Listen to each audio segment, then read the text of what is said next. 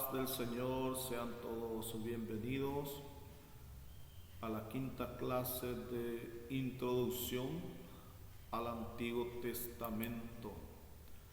Vamos a seguir esta quinta clase con el segundo libro de Reyes, el fracaso del rey y del pueblo.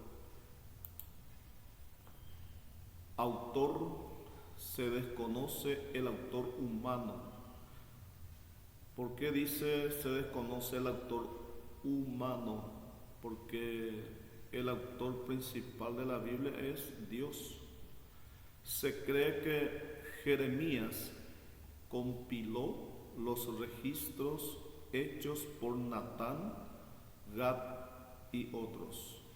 Época desde el reinado de Joram sobre Judá y Ocosías sobre Israel, hasta el cautiverio, que abarca un periodo de 308 años, desde 896 hasta 588 a.C.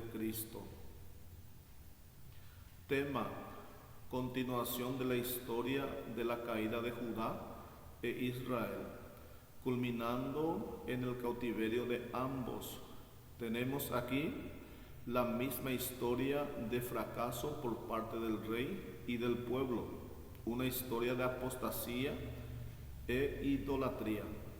A pesar de que este fue el gran periodo profético de Israel, el mensaje de los profetas no fue escuchado. Las reformas que tuvieron lugar bajo tales reyes como Ezequías y Josías fueron superficiales. El pueblo pronto volvió a sus pecados y continuó en ellos hasta que no hubo remedio. Segunda de Crónicas 36, 15 y 16. El bosquejo del libro.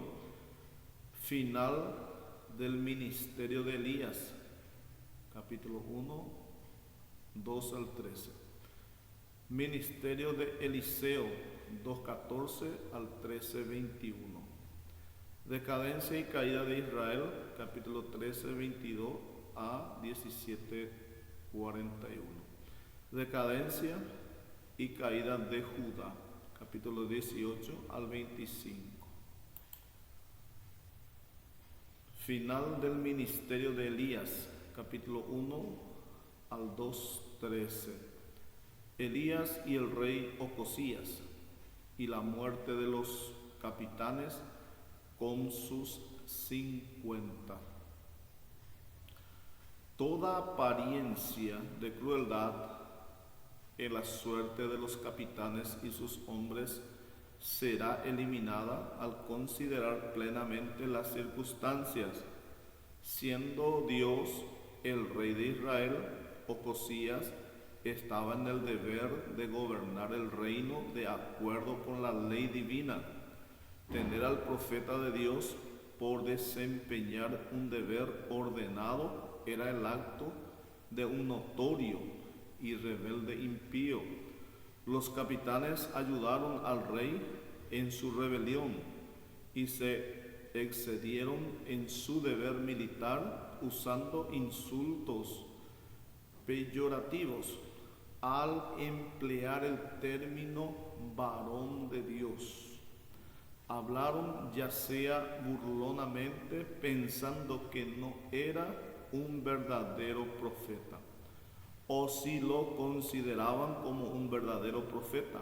La exigencia de que se rindiera y se sometiera al rey era un insulto aún más flagrante, ya que el lenguaje del segundo capitán era peor que el del primero. El castigo fue infligido no para vengar un insulto personal a Elías, sino un insulto a Dios en la persona de su profeta. Y el castigo tampoco fue infligido por el profeta, sino por la mano de Dios. El traslado de Elías al cielo. Nota, en este pasaje se detalla la fidelidad de Eliseo hacia su amo Elías. Elías prueba la fidelidad de Eliseo en 3 ocasiones y en todas pasó la prueba. La fidelidad, perseverancia, constancia y servidumbre de Eliseo hizo que no solo heredara el ministerio profético, sino que su unción y resultados fueron duplicados. Ministerio de Eliseo, capítulo 2, 14 al capítulo 13, 21.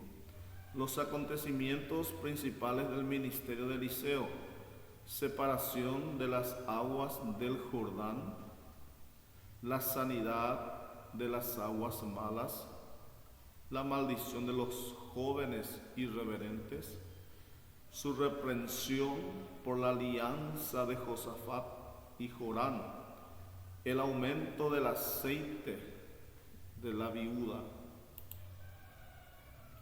la resurrección del hijo de la mujer sunamita, la sanidad de la olla mortífera, la alimentación de los 100 hombres, la sanidad de Naamán, el hacha perdida recobrada, Eliseo y el ejército sirio, la promesa de Eliseo de alimento, su predicación de 7 años de hambre, su predicción de 7 años de hambre, la visita de Eliseo a Ben-Hadad, su envío de un profeta para ungir a Jehú como rey, enfermedad y muerte de Eliseo. Nótese la referencia de los hijos de los profetas. Y saliendo a Eliseo los hijos de los profetas que estaban en Betel, le dijeron: ¿sabes que Jehová te quitará hoy a tu señor de sobre ti? Y él dijo: sí, yo lo sé, callad. Segunda de Reyes 2:3. Esto afirma que en aquella época había escuelas en las que se preparaban a los jóvenes israelitas para el ministerio profético. Un aporte de historia de las tribus. La emigración forzada de las tribus para Asiria fue el resultado del despótico principio que había sido aceptado por todo el Oriente. Es decir, que era correcto impedir una sublevación de las naciones subyugadas. En este caso no era un simple traslado a otro país, sino también el comienzo de la disolución de las 10 tribus como una nación. Ninguna provincia en particular de Asiria le fue asignada como su morada, sino varias, las cuales estaban muy separadas unas de las otras, de manera que aun cuando esta o aquella tribu hubiera podido permanecer más o menos junta, las diferentes tribus fueron esparcidas por todo el territorio de una nación extranjera, sin la más mínima conexión orgánica la una con la otra. Nunca más volvieron a unirse. Por el contrario, gradualmente se disolvieron en las naciones vecinas, de tal manera que hoy día nadie sabe lo que sucedió con ellas, y todo intento por descubrir los restos de estas tribus ha sido en vano. En este sentido, el exilio de las 10 tribus difiere del de Judá y Benjamín. El destierro en Babilonia fue temporal duró un periodo definido que había sido predicho por los profetas. Segunda de Crónicas, capítulo 36, 21 y Jeremías 29, 10. No fue como el exilio de Asiria, que fue un periodo de disolución nacional. Judá no pereció en el exilio, antes ganó fuerzas y finalmente volvió a la tierra prometida. Mientras que de las 10 tribus, solo algunas que se habían unido a Judá y que habían llegado a ser parte de la misma, pudieron regresar. Las 10 tribus, mediante la violencia, separación del resto de la nación, mediante la violenta separación del resto de la nación, quebraron la unión del pueblo escogido, y para poder mantener esa separación del pueblo de Dios, se rebelaron contra el pacto nacional con Jehová. El rompimiento del pacto fue la piedra angular de su existencia como una nación separada. De esta manera también habían abandonado el destino del pueblo de Dios en la historia del mundo. Era el fragmento más grande de la nación, pero fueron solo un miembro que fue arrancado de la estirpe, una rama separada del tronco que necesariamente tenía que marchitarse después de 250 años de existencia separada, cuando todas las pruebas de la gracia y fidelidad divina habían resultado en vano. Fue la suerte natural de las 10 tribus perecer y dejar de ser una nación independiente. El Señor los quitó de su vista, solo quedó la tribu de Judá. Segunda de Reyes 17, 18. El caso fue diferente con Judá. Aun cuando había pecado frecuentemente y profundamente en contra de su Dios, nunca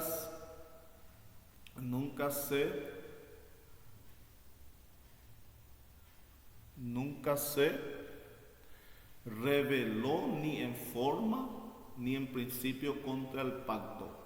Mucho menos fue su existencia edificada sobre el hecho del quebrantamiento real del pacto.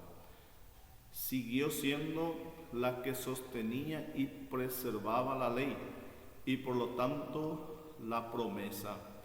Su deportación fue un castigo duro y merecido, pero no pereció por eso ni desapareció de la historia como nación, sino que fue preservada hasta que vino aquel de quien se dijo: y le dará el Señor Dios el trono de David su padre, y reinará en la casa de Jacob por siempre, y de su reino no habrá fin. Levítico 1, 32 y 33. Para tomar el territorio de los israelitas, el rey de Asiria envió colonos de sus dominios. La idolatría de ellos les trajo el juicio de Dios en forma de la aparición de leones en medio de ellos. Entonces el rey de Asiria envió un sacerdote israelita para instruir a los colonos en la religión de Jehová. Ellos aceptaron esta religión, pero continuaron adorando ídolos. Se mezclaron con el residuo de las 10 tribus que quedaron en la tierra, y de esta unión surgieron los samaritanos. Más tarde abandonaron la idolatría y llegaron a ser celosos adherentes de la ley de Moisés. Los samaritanos surgieron de las 10 tribus de Israel que fue llevado cautivo a Asiria.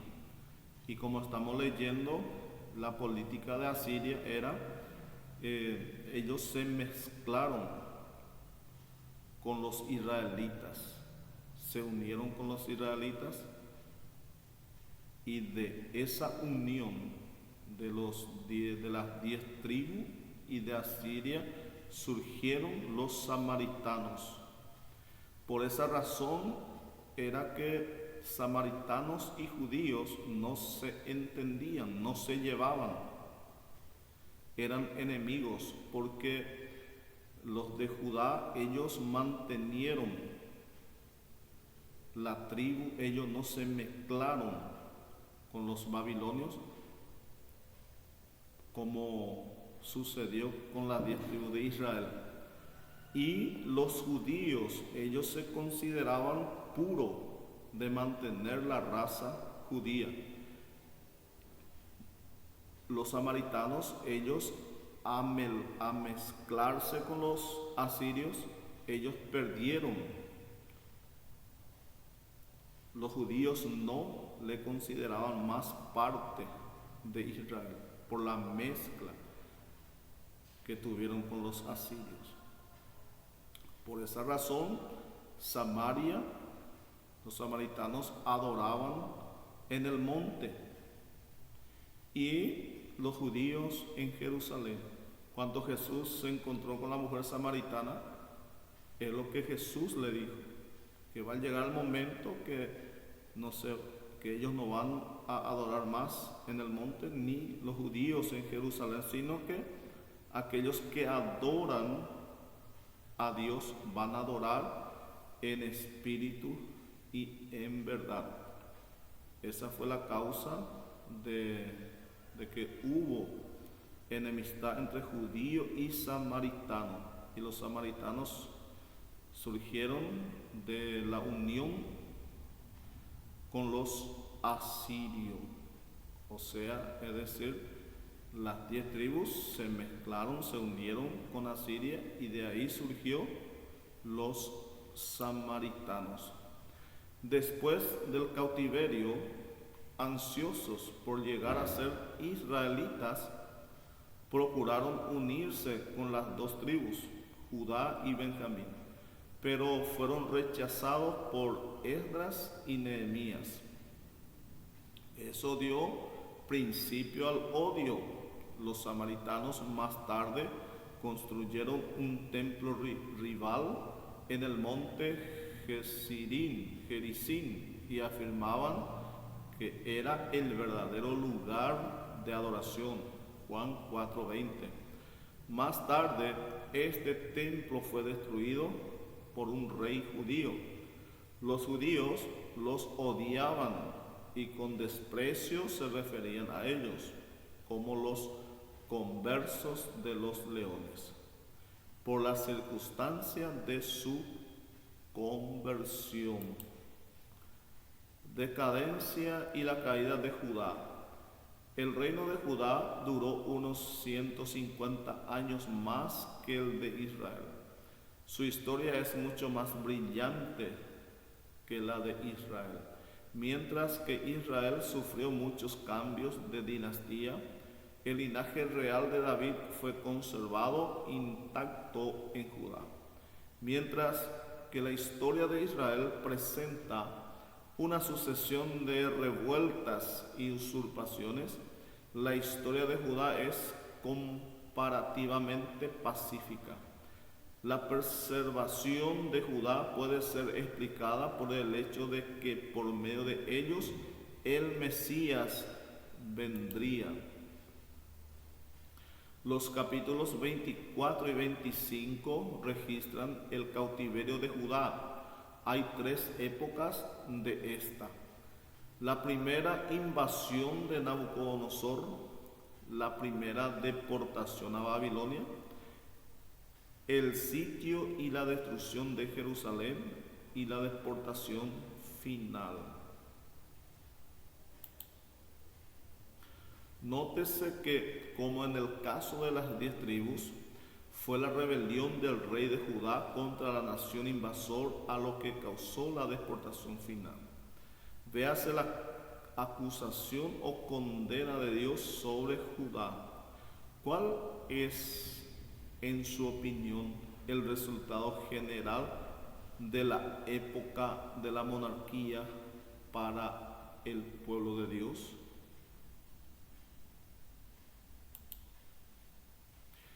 Reyes y profetas de Judá y de Israel.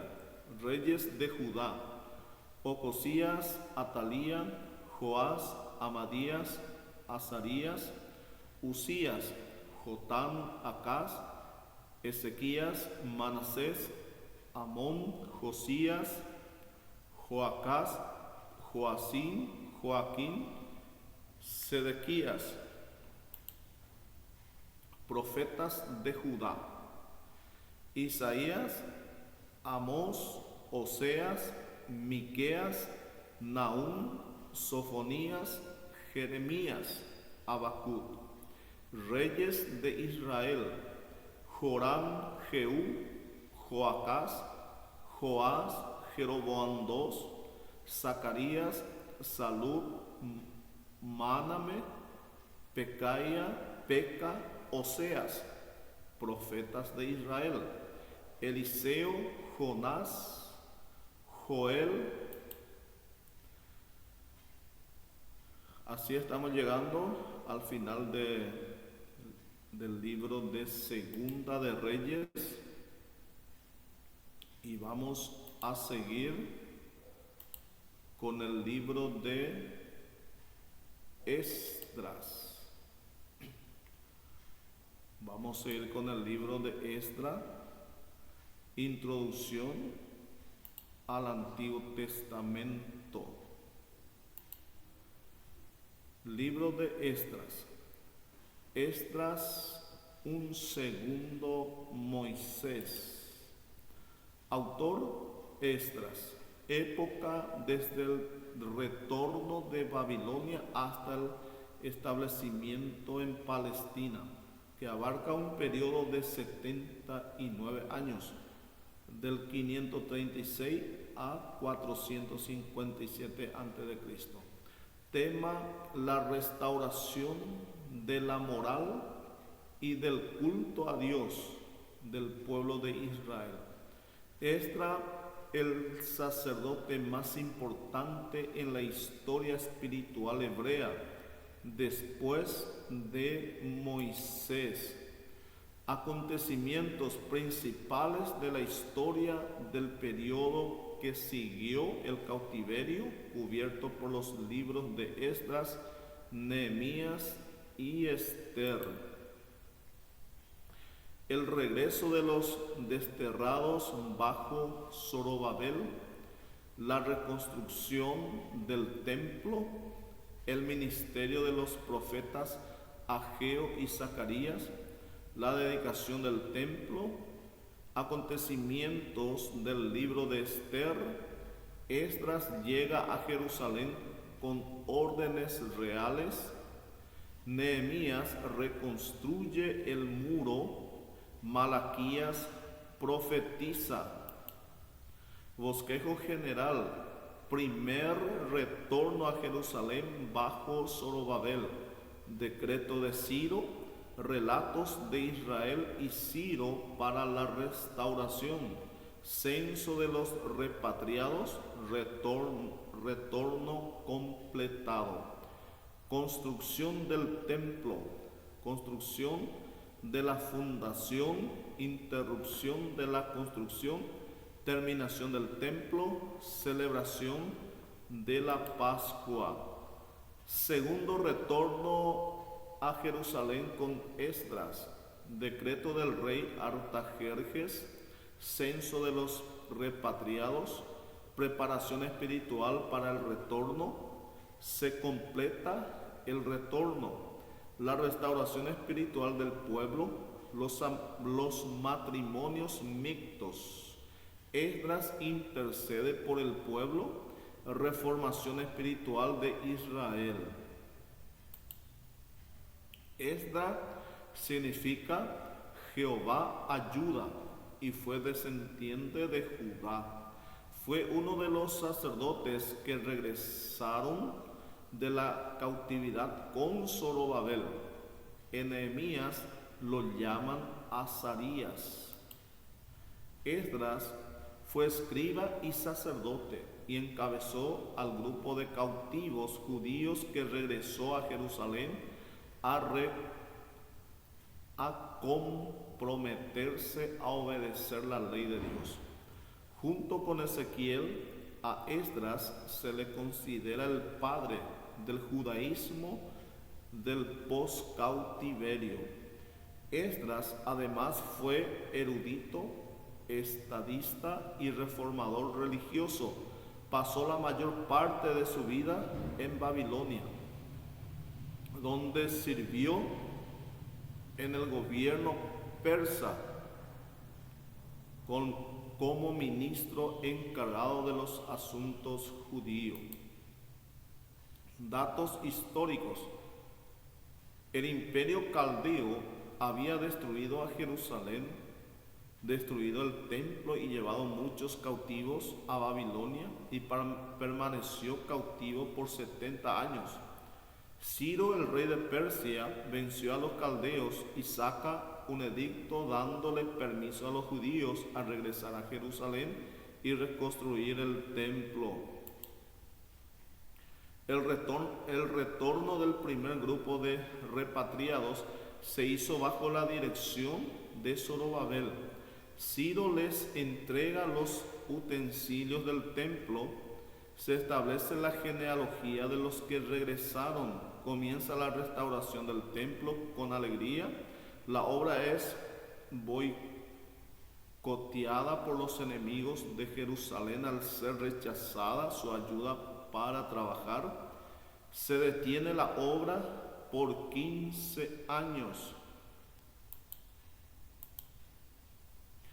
Ageo y Zacarías intervienen, motivan al pueblo y recomienzan los trabajos del templo. Son denunciados a las autoridades, pero se encuentra en la corte persa el edicto de Ciro y se les da permiso para continuar la obra.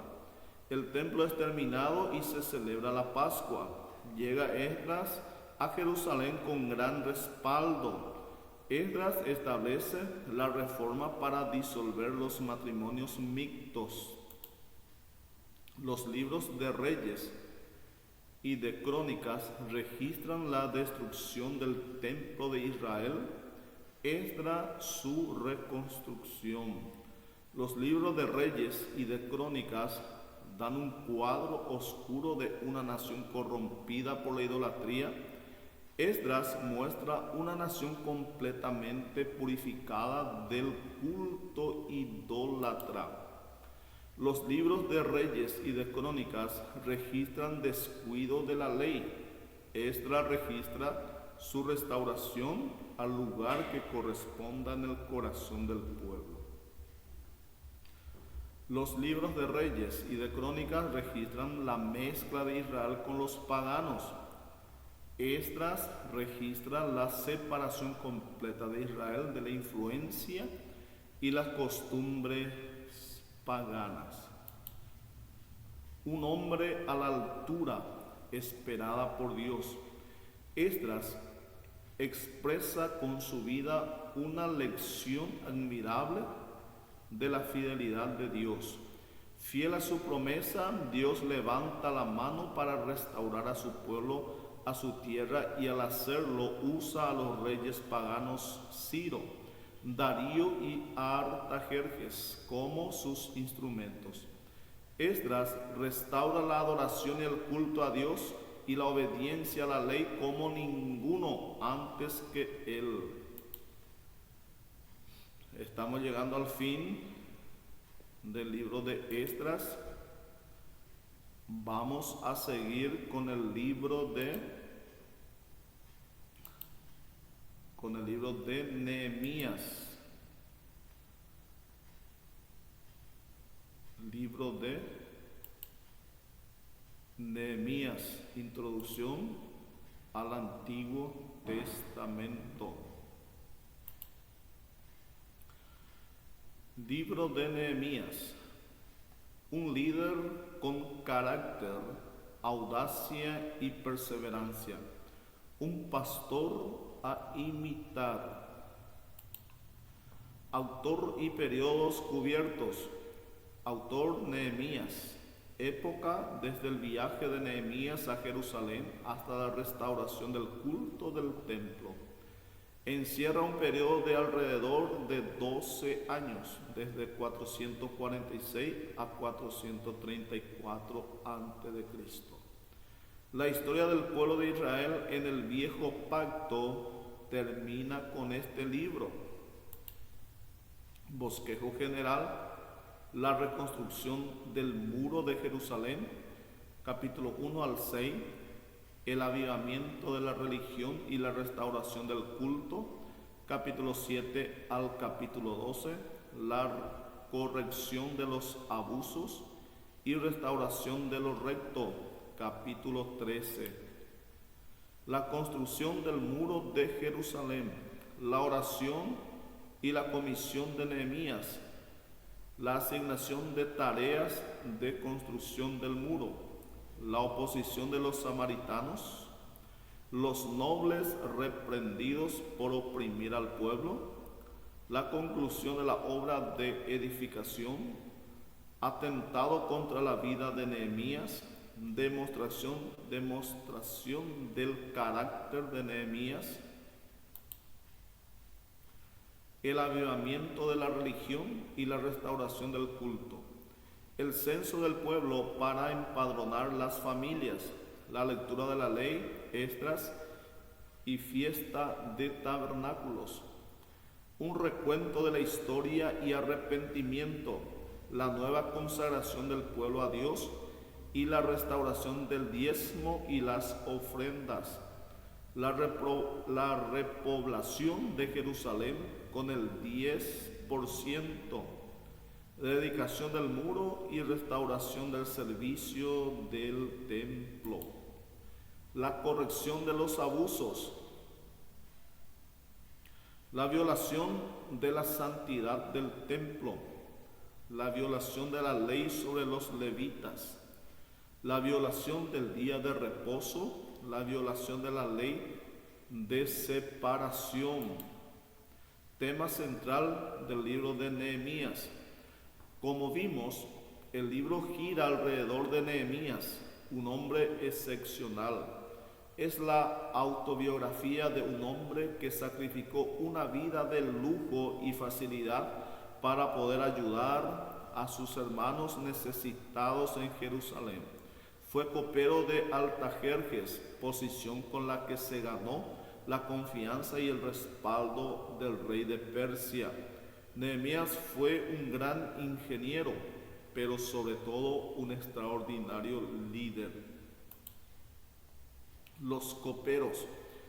En las antiguas cortes orientales, siempre el copero era una persona de rango e importancia, por la importancia de sus obligaciones y su acceso frecuente a la presencia real.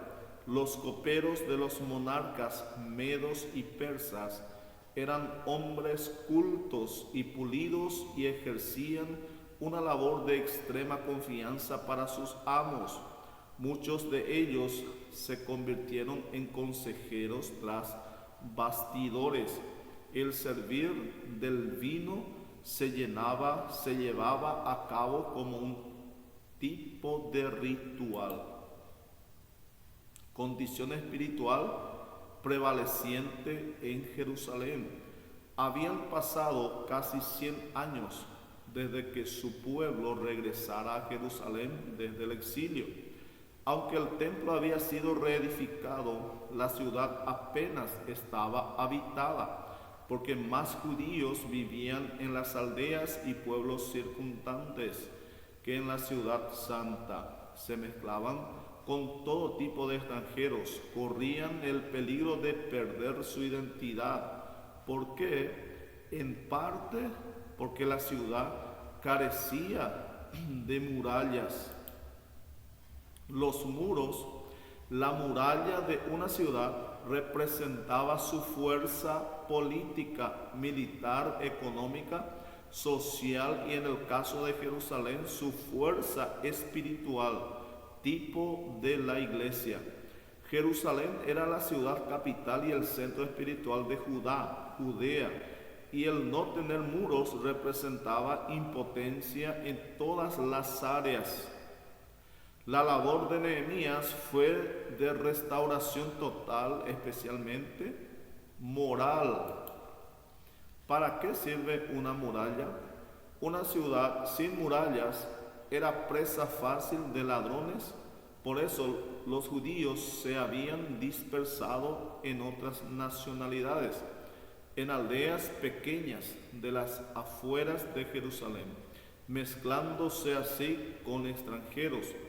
Iban perdiendo gradualmente su propio lenguaje, cultura y, lo más importante, su propia creencia.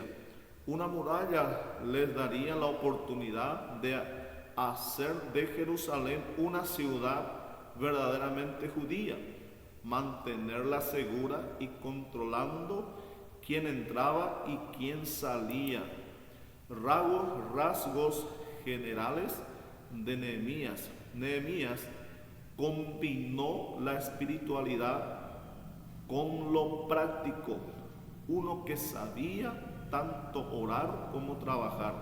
Nehemías fue absolutamente valeroso, se negó a hacer arreglos con los enemigos que buscaban reducir moralmente al pueblo, se negó a negociar con el pecado.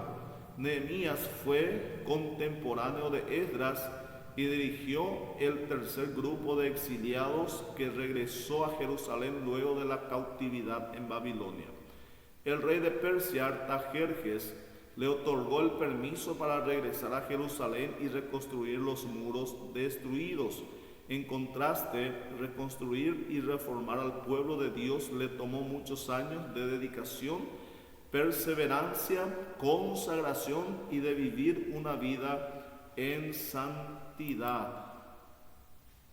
Nehemías acudió al Dios del cielo antes que al de la tierra.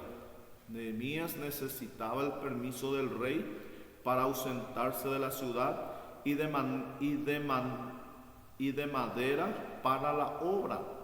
Antes de presentarse, él hace una oración, Nehemías 1:11, y Dios le contesta. El rey envía cartas a todos los gobernadores para que lo dejen pasar, y una carta al guarda del bosque para que le dé toda la madera necesaria. Apareció la oposición, Sanballat y Tobías. Querían frenar las obras a toda costa, pero Nehemías era un hombre de Dios, un gran líder que estaba un paso adelante de sus enemigos. No se sometieron a la intimidación, la gente empezó a trabajar con mucha cautela, cercano a sus casas, armados. Nehemías animaba al pueblo, no los dejaba desmayar, los había organizado y todos seguían hacia un mismo objetivo. A pesar de las amenazas e intrigas, los judíos completan el muro en 52 días.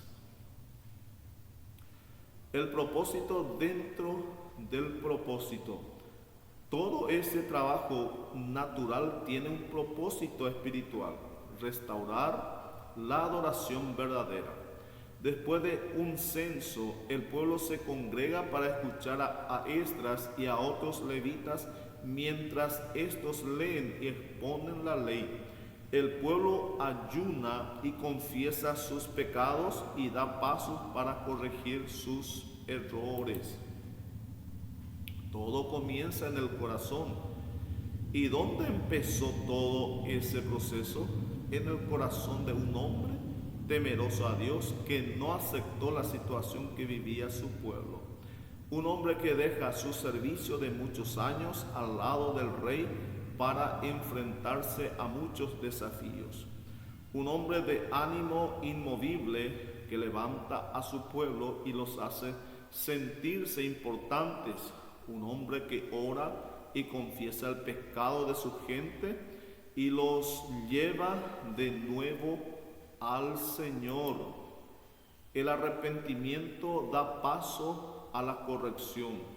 Como vimos anteriormente, todo el trabajo de la restauración del muro tiene un propósito: restaurar la adoración verdadera. Después de un censo, el pueblo se congrega para escuchar a Esdras y a otros levitas mientras estos leen y exponen la ley. El pueblo ayuna y confiesa sus pecados y da pasos para corregir tales errores. Una combinación perfecta. Nehemías fue nombrado gobernador de Judá en 2 ocasiones por el rey Artajerjes. Como gobernador ayudó a reconstruir política, geográfica y moralmente al pueblo. Nehemías como gobernador y Esdras como sacerdote constituyeron el equipo que Dios usó en ese periodo para restaurar el pueblo hebreo del post-exilio. El hombre correcto. La reconstrucción de los muros fue completada a pesar de las oposiciones porque Dios escogió al hombre correcto para hacerlo. Venció la negativa del rey persa por haberse ganado su confianza. Venció los enemigos del pueblo por su perseverancia y compromiso. Venció el decaimiento moral del pueblo por su imponente liderazgo. Nehemías, a pesar de reconstruir el muro de Jerusalén y de efectuar muchas reformas generales entre el pueblo, siempre le dio la gloria a Dios con humildad por todo lo que hacía. La lección principal que enseña su vida es que la oración y la perseverancia vencerá todos los obstáculos. Como vimos, es el tipo del pastor con un verdadero llamado. Este libro nos trae mucha revelación con relación al liderazgo y la iglesia.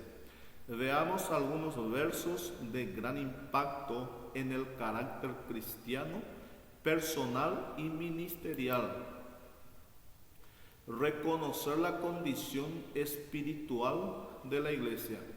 Les dije, pues vosotros veis el mal en que estamos, que Jerusalén está desierta y sus puertas consumidas por el fuego. Venid y edifiquemos el muro de Jerusalén y no estemos más en oprobio. Nehemías 2:17. Segundo, tomar la decisión de restaurar la iglesia. Y en respuesta les dije, el Dios de los cielos, Él nos prosperará y nosotros, sus siervos, nos levantaremos y edificaremos. Nehemías 2:20. Tomar la decisión de no atemorizarte, ni mucho menos rendirte. Entonces dije, un hombre como yo ha de huir, y quién que fuera como yo entraría al templo para salvarse la vida. No entraré. Nehemías 6:11. Cuarto, animar y motivar el pueblo para trabajar. Edificamos pues el muro y toda la muralla fue terminada hasta la mitad de su altura, porque el pueblo tuvo ánimo para trabajar. Nehemías 4:6. Una vez fortalecidos, pelear con los que no pueden pelear por ellos mismos. Después miré y me levanté y dije a los nobles y a los oficiales y al resto del pueblo, no temáis delante de ellos, acordaos del Señor, grande y temible, y pelead por vuestros hermanos, por vuestros hijos y por vuestras hijas, por vuestras mujeres y por vuestras casas. Nehemías 4:14. Mantener la iglesia llena de gozo. Una iglesia gozosa es invencible. Luego les dijo, id, comed grosuras y bebed vino dulce, y enviad porciones a los que no tienen nada preparado, porque día santo es a Jehová nuestro Señor. No os entristezcáis, porque el gozo de Jehová es vuestra fortaleza. Recuérdale a Dios su parte del pacto. Los limpié pues de todo extranjero, y puse a los sacerdotes y levitas por sus grupos, a cada uno en su servicio, y para la ofrenda de la leña en los tiempos señalados, y para las primicias. Acuérdate de mí, Dios mío, para bien. Nehemías 13, 30, 31. Será una iglesia de testimonio. Y cuando lo oyeron todos nuestros enemigos, temieron todas las naciones que estaban alrededor de nosotros, y se sintieron humillados, y reconocieron que por nuestro Dios había sido hecha esta obra. Fin del libro de Nehemías, y vamos a seguir con el libro de Esther.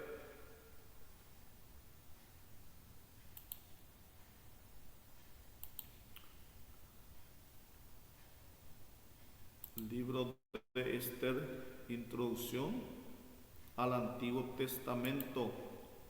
Libro de Esther, judía por raza, reina por gracia.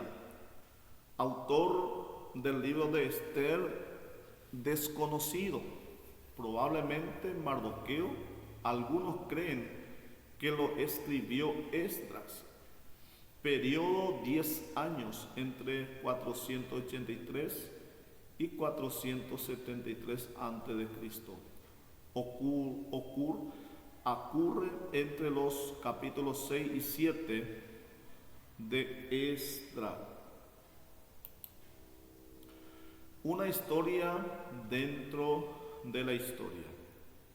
La historia de Esther se desarrolla en Persia, con la mayoría del pueblo hebreo que decidió quedarse en esta nación luego del cautiverio.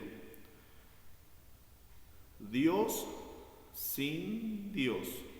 El libro de Esther es el único libro dentro del canon cristiano donde no se menciona a Dios ni se habla de la ley judía. No obstante, se manifiesta la protección y la misericordia de Dios a través de toda la historia. Por causa del pecado del pueblo, Dios había escondido su rostro de Israel, conforme Deuteronomio 31, 18. No obstante, aunque escondió su rostro, no se olvidó de ellos, ni de demostrarle su divina providencia. Tema central del libro de Esther: el rescate del pueblo por parte de Dios de la total aniquilación maquinada por el malvado Amán, a través de la sabiduría, diplomacia y perseverancia de una joven hebrea que se convierte en reina de Persia, y los consejos de su primo Mardoqueo. Bosquejo del libro. Centralizamos el contenido del libro alrededor de las tres fiestas que menciona. 1. La fiesta de Asuero, capítulo 1 y 2. 2. La fiesta de Esther, 3 al 7. 3. La fiesta de Purim, capítulo 8 al 10. La fiesta de Asuero, la desobediencia de Basti, la coronación de Esther. Mardoqueo salva la vida del rey. La fiesta de Esther, la intriga de Amán, lamento de los judíos, petición de Esther, exaltación de Mardoqueo, muerte de Amán.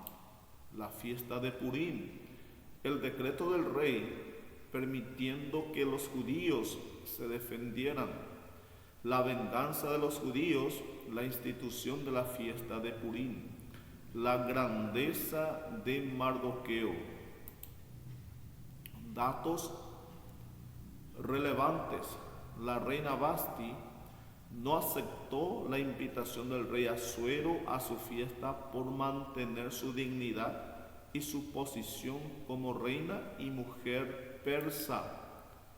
La negativa de la reina Vasti afrentaba no solo al rey Asuero, sino que afectaría la obediencia y el sometimiento de todas las mujeres en el reino. Estaba establecido que las leyes de los medos persas no podían cambiarse ni alterarse, ni aun por el rey. Una vez proclamadas, tenían que ser acatadas. El consejo de Mardoqueo a Esther para que ocultara su nacionalidad dio tiempo para que el rey tornara su corazón a su nueva esposa y prepararse el escenario para la salvación de los judíos. Es de sabios aceptar consejo. Mardoqueo se negó a postrarse y adorar al rey y mucho menos a Amán, porque para él ese tipo de reverencia solo se rendía a Dios, y hacerlo constituía una blasfemia y una violación al segundo mandamiento. En Israel, postrarse ante alguien era señal de adoración. Y usted va a ver ahí en Apocalipsis cuando Juan se postró delante del ángel. El ángel le dice: Juan, no lo hagas, no te postres, no me adores, adora solamente a Dios. Y por eso Mardoqueo no se inclinaba, no se postraba ante el rey ni Amán, porque postrarse delante de alguien era, en el contexto bíblico, era adoración.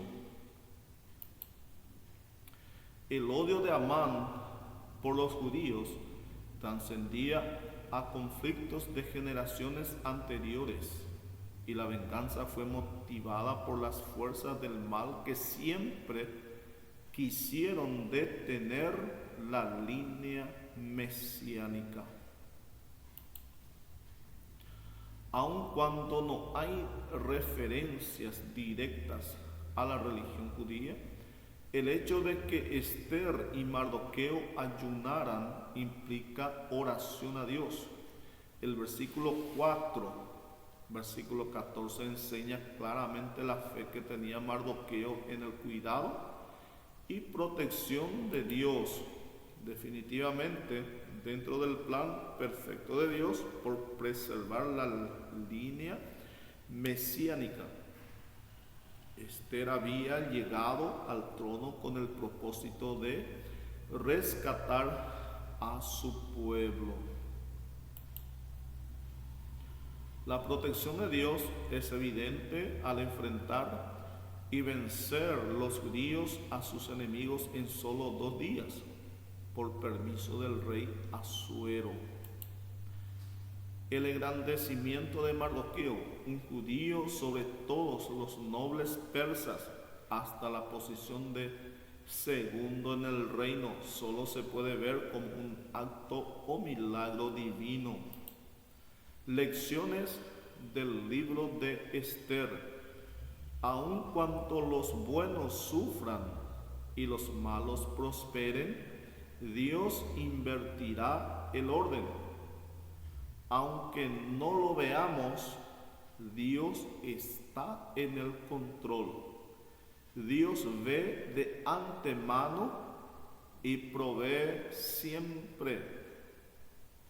Uno de los atributos de Dios es omnisciente. Dijo, ve de antemano y provee siempre. La providencia de Dios emplea detalles. Así llegamos al fin del libro de Esther y al final de esta clase. Espero que esto les sirva de bendición y pueden meditar y ver y aprender de los libros históricos que estamos estudiando, porque tienen muchos temas aplicables para nuestra vida en este tiempo.